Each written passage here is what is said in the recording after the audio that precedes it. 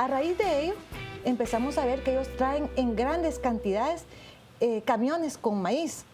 Y empezamos a darles el seguimiento para establecer y conocer esta estructura, cómo era que estaba operando, quiénes eran los integrantes, cómo era que traían por los puntos ciegos o pasos vehiculares no controlados estos granos básicos. Y en esos seguimientos nos sorprendemos cuando empezamos a ver que llegan a los salones comunitarios a entregar los camiones con maíz. Y cuando empezamos a documentar, empezamos a encontrar de que tenían el logotipo del Plan Hambre Cero. Y dijimos, bueno, ¿y por qué están entregando este maíz del gobierno? Dando el seguimiento correspondiente, establecimos que había un contrato que había sido celebrado entre el Ministerio de Agricultura y el bodegón. Este contrato es por 492 millones de quetzales. Y también lleva una estructura de pasividad de otras entidades. Tienes una Contraloría General de Cuentas que no está cumpliendo sus funciones, tienes una sociedad que no se involucra de ella. Entonces, construir esa estructura es muy fácil, lo citaba bien la licenciada. Empiezan contrabandeando azúcar, después ven que se puede más y empieza entonces a crecer esa organización directiva. Y tienes la ventaja de que es el gobierno el que te contrata, entonces cuando te contrata la corrupción de alto nivel gubernamental, de una vez te pone a tu servicio la protección, ¿verdad? Te vamos a dar policía para que te protejan, aduana no te va a decir nada de la entrada, si a Contraloría se te va a facilitar. Recuérdense que estamos hablando de un sistema completo que fue, pues como usó la palabra el Ministerio Público anteriormente, un caso cooptado. Esto es lo que realmente facilita. Si tienes un sistema parcializado, en donde solo está copada una parte del sistema, entonces la otra parte lo combate. Pero aquí tienes todo servido. O sea, realmente hasta dónde llega la desfachatez, porque no solo estoy ya hurtando, ya estoy quitándole recurso al Estado económicamente, sino que aparte estoy contaminando la salud de las personas que van a consumir. Esto sí ya no tiene, pero ni perdón podríamos decirlo. Se sale ya el marco legal que yo te podría con el hambre lucrar con el hambre de la gente. Ya era suficiente de que pudiéramos vender un quintal de maíz a un 20-30% más caro de lo normal, para todavía venirles a dar alimentos que no están certificados para poder ingresar al país, todavía con las posibles enfermedades. Ni para consumo humano y algunos ni para consumo animal, se dijo. Aquí de la investigación se establece que era la primera vez que tenía una contratación con el Estado. Ellos, el gobierno tenía la necesidad de hacer esta contratación de estos granos básicos y en un mismo día hacen la oferta, la contratación, hacen el contrato y luego hacen un contrato administrativo donde se decía que debían de llenarse ciertos requisitos para poder cumplir con este contrato. Estos requisitos se obviaron y esto fue lo que sucedió con el ex viceministro y con el ministro.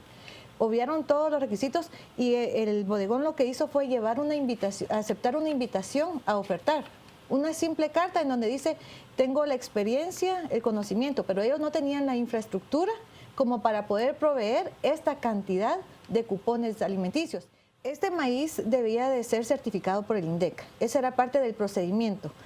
Se llevaban los camiones con el maíz y había una persona que fue detenida también que debía certificar. Le pagaban un quetzal los contrabandistas para que certificara cada uno de estos costales con maíz. Sin embargo, se establecía al inspeccionarlo que este venía lleno de gorgojo. Y le decía, mira, es que te puedo permitir hasta 8 gorgojos, pero este trae 100 gorgojos.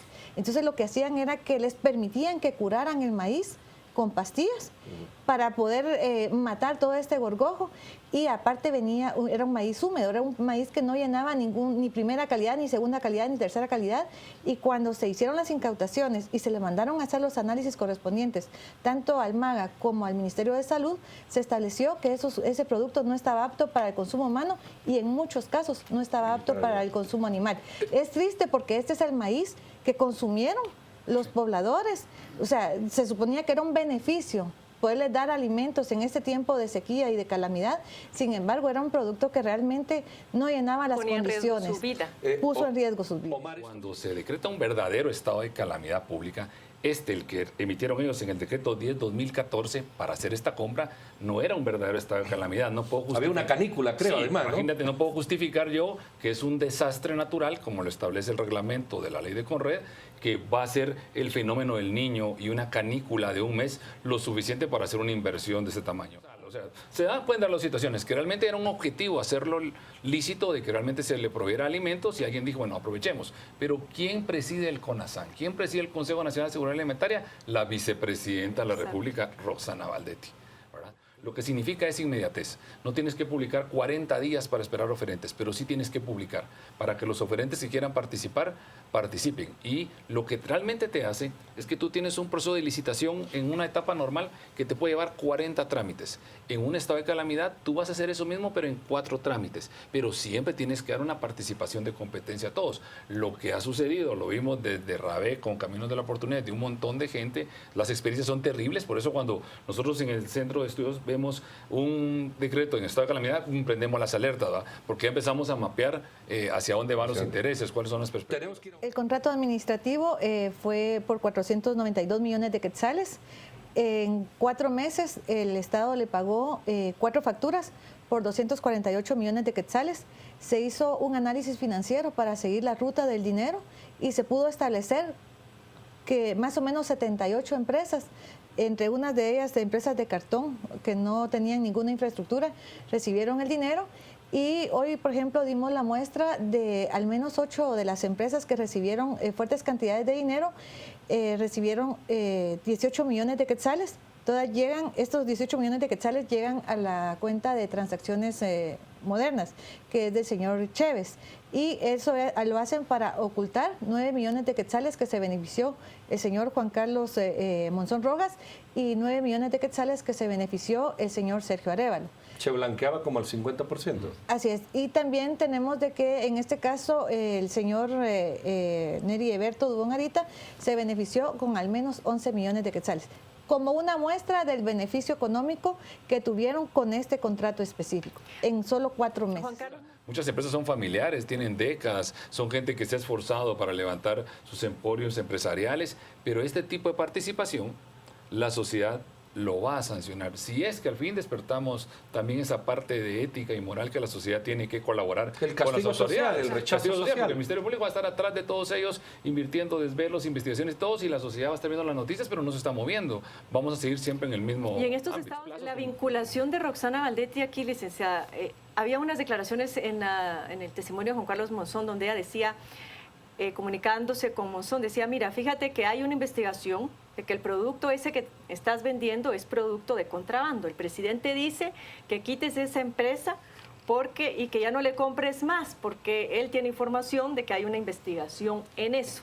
Y luego hay otra declaración de Juan Carlos Monzón donde Roxana Valdetti le dice, no me vayan a jugar con el dinero y con el hambre de la gente. No vayan a cobrar comisión por nada. Ese fue un atisbo de moral que vimos ahí en la ex vicepresidente, pero no hay ninguna vinculación. 30 segundos. Vinculación de Roxana Valdetti. En este momento no se descarta ninguna vinculación de ninguna persona.